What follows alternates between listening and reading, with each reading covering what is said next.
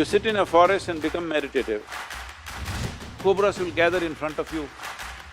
Consuming venom has done miracles to me in terms of rejuvenating my body and doing things with myself.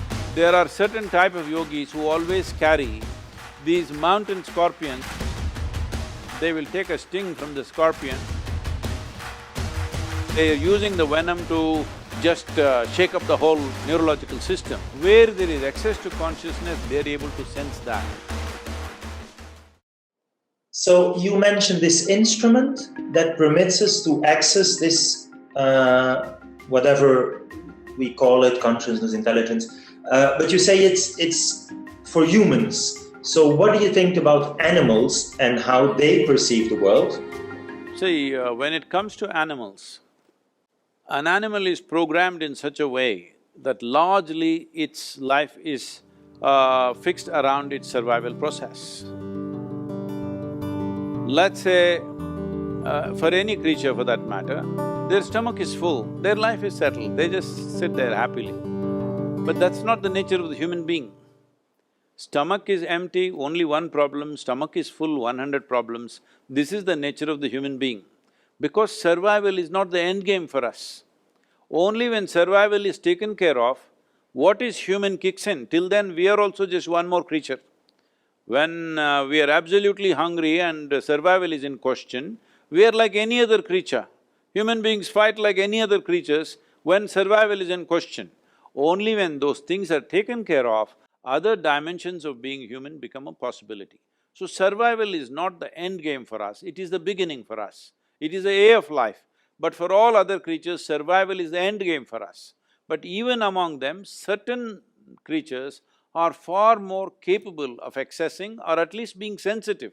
I wouldn't say accessing, they're little more sensitive to consciousness. Wherever there is consciousness, certain creatures behave in a certain way. In India, in the yogic culture, in the Indian mysticism, everywhere you see, there will be a cobra, always.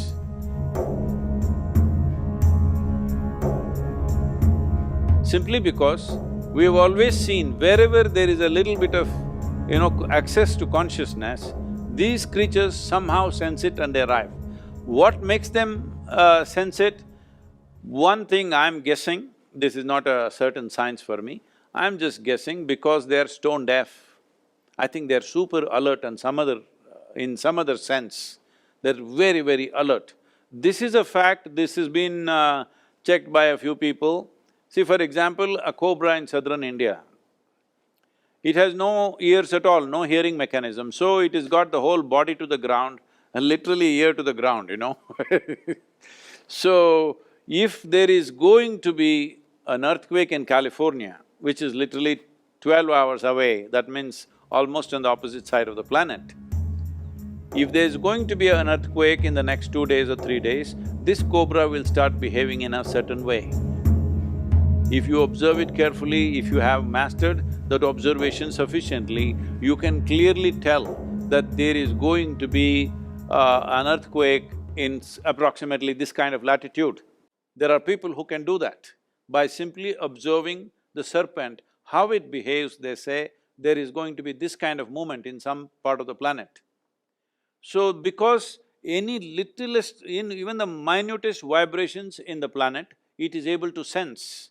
So, because of this, it has a certain awareness or rather sensitivity to certain vibrations. Probably when somebody accesses what we are referring to as consciousness, the other vibrations which are normally everybody's throwing out on a day-to-day basis, their physical stuff, their psychological stuff, probably that becomes minimal.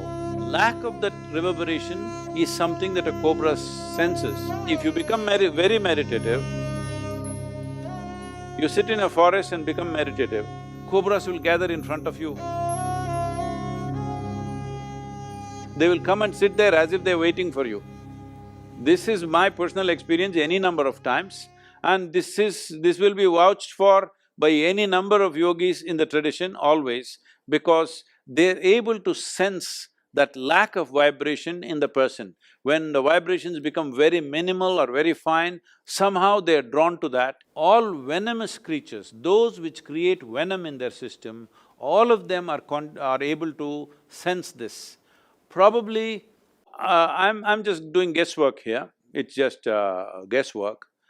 See, some creature generates venom within itself as an evolutionary process, probably because in some way his physical features and things are such that without a deadly venom he wouldn't have survived.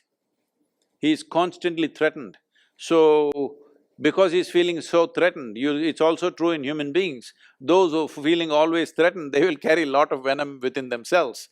So looking at human behavior, I'm just guessing, maybe in the evolutionary process, because they don't have limbs, let us say the snakes don't have limbs, they don't have the same capabilities that other creatures have, so they might have developed venom over a period of time because otherwise they wouldn't have survived, otherwise they wouldn't have got food to eat, everything around them moves faster, but still they manage to hunt and live only because of the venom that they carry.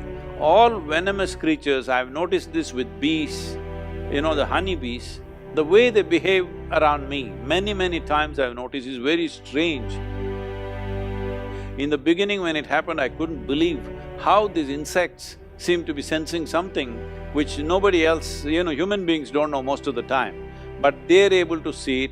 I've generally noticed this with all venomous creatures because to generate that venom, there is some special process going on within them. From what I hear from other scientists and people who are working in the field, they're saying venom is one of the most complex proteins that are produced on the planet, and today for various neurological ailments, the experiments are going on how venom could be a solution in the future because, in my personal experience, consuming venom has done miracles to me in terms of rejuvenating my body and doing things with myself in so many different ways. There are certain type of yogis who always carry these mountain scorpions which are almost like 9 inches long in a box. Once in a way, they will decide when, they will take a sting from the scorpion, your whole neurological system will jangle. It'll go for 24 hours to 48 hours. It won't let you sleep, it will just keep you up. And between pain and pleasure, there is very little distinction. Once the neurological system gets tangled, like jangled in a certain way, you can make it into pain, you can make it into pleasure consciously. So they will cry, they will laugh, they will cry, they will laugh, they will go through this for whole 24 to 48 hours because they are using the venom to just shake up the whole neurological system. So having said that, somewhere certain creatures have little more access to these things.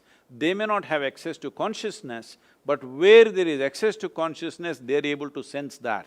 In my understanding, or I would rather say my presumption, is that they're able to mark out those creatures or those bodies who are least amount of reverberations in them.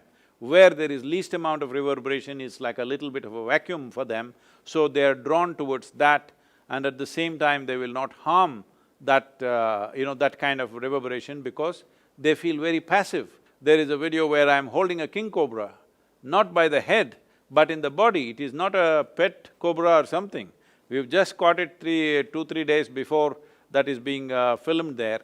And king cobra, if it bites you, you have 6 to 8 minutes to live, that's it. It has enough venom to kill an elephant, but it will not bite. If you show a little anxiety, it'll bite you. If you are just absolutely calm, it will not touch you because it's going by the reverb that you generate.